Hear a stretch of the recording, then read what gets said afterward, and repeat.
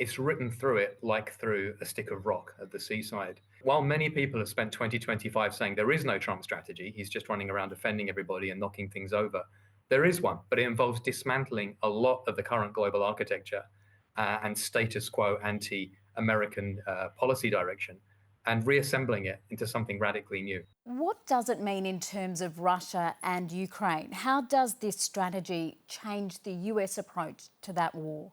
Well, very clearly, he wants that war to end, and it could well end in a position which leaves Russia much stronger relative to Europe than many people would like it to be, and particularly Europeans would like it to be. But America wants to pivot to Asia. And it makes very clear, actually, if you read the whole strategy piece, it wants Europe to really step up, spend vastly more on defense and vastly faster than it currently is, and to make a whole sweeping set of changes to make itself look more American. So effectively, Europe will be America's number two, containing Russia within that particular area, while America then pivots towards its Western Hemisphere focus back home and towards Asia. And Europe appears reluctant to do that. Does the US position on Russia complement its goals to counter China's economic strength? And if yes, how? Well, look, there are divided opinions on this. Some people say that America working with Europe, tying Russia down, strengthens it because it keeps Russia busy and doesn't allow Russia and China to cement their relationship. Although actually, in reality, they are continuing to deepen their relationship in just about every dimension. But very clearly from this document, the school of thought that has emerged is that for every weapon that America sends to Europe, that Europe isn't producing for itself or doing for itself, that's a weapon and a dollar that isn't being spent in the Asia-Pacific or Indo-Pacific, if you will, which is where America needs to focus, as well as in the Western Hemisphere, where it's looking at countries as diverse as Mexico, Colombia, Honduras, and Venezuela. How does the strategy intersect with the US economic strategy for Asia, specifically the tariffs, which have caused some disruption this year? You can see that America wants to reindustrialize. That's completely clear. It wants to try and onshore as much production as possible. It will also friendshore a great deal within that region. For example, it's leaning on Japan and South Korea for shipbuilding and military technologies. It's looking at Australia for that too. But there is a specific section which says it wants to see all allied countries work together against the Chinese economic model, which is to produce and not consume, and therefore to remove industry in every other country.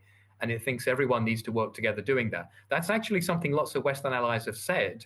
They just don't appear to be willing to do it via American tariffs, and they don't like being strong-armed into doing it. And so how successful is the US likely to be if essentially it's trying to line up a bloc with a common external tariff against China? This is an extremely high-risk strategy because on one level, what you can do is push countries away.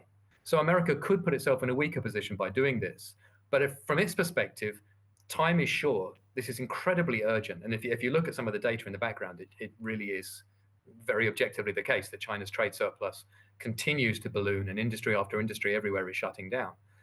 That if it doesn't do something right now, like a war-style footing, hopefully without a war, it's going to be too late. If it works, it will be dramatically successful, I would think, but it will reshape things in a way very few are fully pricing for. And if it doesn't, then we're really heading for a process or a period of chaos, and we'll have to wait and see.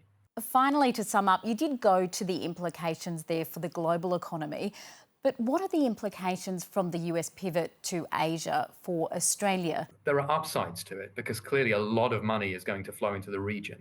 When you've got a defence umbrella being built, clearly the dollars will flow, and we're already seeing some of that in the Aussie economy and will continue to.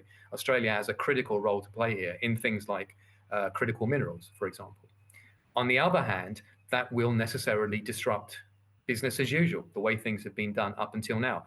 And while it wasn't specifically stated in that document, as just one example, Western Europe is being told they have to spend 5% of GDP on defense. Australia is resolutely refusing. I would like to see how long it can continue to refuse to do that if the US starts laying down exactly the same kind of, very rough-handed terms to everyone in the Indo-Pacific that it just has done to Europe, which is basically do what we want, or here are the keys, you're on your own, defend yourself. Michael Every, good to speak to you. Thank you.